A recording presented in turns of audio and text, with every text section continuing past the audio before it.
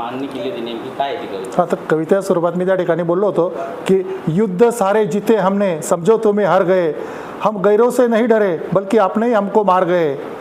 जिनको जूते पड़ने थे वो जूते मार के चल गए, भ्रष्टाचार और मिली भगत का काला चेहरा 17 मजली को आईना दिखा के चले गए।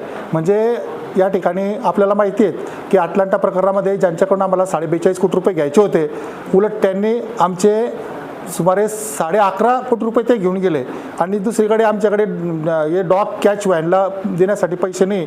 आणि त्याच अनुषंगाने माझ्या वाड्यातला एक अतिशय हृदय म्हणजे काळजाला येणारा एक प्रसंग होतो, ते आम्ही त्या ठिकाणी मांडला। एक मासूम बच्चों को आवारा कुत्ते ने काट लिया, एक मासूम बच्चों को आवारा कुत्ते ने काट लिया, फिर भी जिम्मेदार लोग खामोशी के चादर ओढ़कर सो गया। अब तो मुर्दे भी कब्र से उठकर हम पर ताना कोसते हैं, हम शेरों की बातें करते हैं और कुत्ते हम पर हसते हैं। म्हणजे कुत्र्यांना कुठल्याच प्रकारचं भय भीती डर राहिलेला नाही आणि म्हणूनच एका महिन्याच्या काळामध्ये जळगाव शहरामध्ये विविध भागामध्ये 100हून अधिक डॉग बाईट झाली।